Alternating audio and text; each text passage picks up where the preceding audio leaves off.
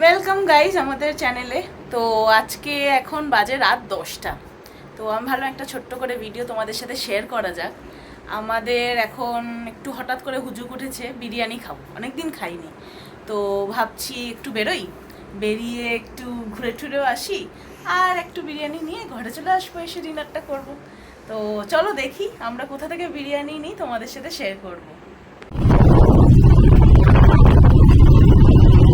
আমরা বেরিয়ে পড়েছি গাইস বিরিয়ানির উদ্দেশ্যে। একটু যাবো, ঘোরাঘুরি করবো, তারপরে বিরিয়ানি কিনবো।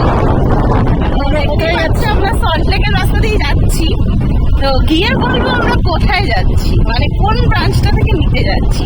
আকরামসে অনেকগুলোই ব্রাঞ্চ আছে, তো গেলেই তোমরা দেখতে পাবে আমরা কোন ব্রাঞ্চটা থেকে নিচ্ছি। আমরা যাব হচ্ছে সল্টলেক হয়ে, নিউ টাউন হয়ে, ঘুরে ঘুরে ইকো পার্ক হয়ে যাব আমাদের বিরিয়ানি আনতে। একটু ঘোরাঘুরি হয়ে যায়। হ্যাঁ, ইকো পার্কের রাস্তা হয়ে, নট ইকো পার্ক, ইকো পার্কের পাশ দিয়ে যে রাস্তাটা গেছে সেখান দিয়ে যাব। তো আমি বাইক চালাচ্ছি, আর কথা বলবো না। তো এবার দেখতেই পাচ্ছ আমরা চলে এসেছি বিশ্ব বাংলা গেটের সামনে। তো এই জায়গাটা দিয়ে বেশ রাইড করতে খুবই ভালো লাগে বাইক নিয়ে। তারপর আমরা চলে যাচ্ছি আমাদের গন্তব্যস্থলে। তারপর তোমরা দেখতেই পাচ্ছ আমরা দাঁড়িয়ে আছি দোকানের সামনে। তো গাইস তোমরা দেখতেই পাচ্ছ আমরা আকরামসে এসেছি বিরিয়ানি নিতে। কোন ব্রাঞ্চটা বুঝতেই পারছো, পাশে এখানে লেখাই রয়েছে, এটা হচ্ছে কেষ্টপুরের ব্রাঞ্চ। বিরিয়ানি নিতে তো এসে গেছি আকরামস থেকে। পেমেন্টটা আমাদের করা হয়ে গেছে, এবার বিরিয়ানিটা নেবো।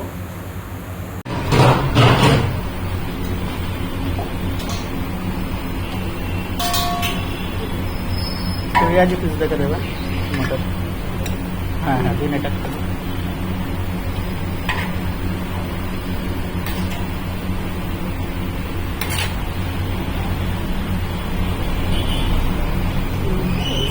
ক্লাস বিরিয়ানিও তো আপনার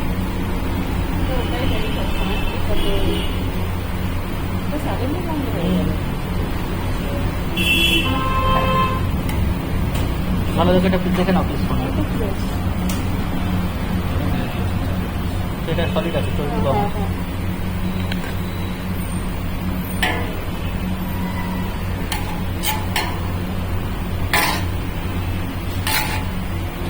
তো গাইজ দেখতেই পাচ্ছ এখানটা একটা ওদের সুন্দর সিটিং অ্যারেঞ্জমেন্ট করা, বাট দুর্ভাগ্যবশত দোকানটা আপাতত বন্ধ হয়ে গেছে।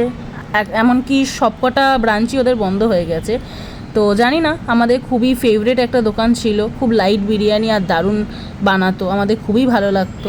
তো যাই হোক, বন্ধ হয়ে গেছে, আমরা মনে রাখবো এই দোকানটা সারা জীবন।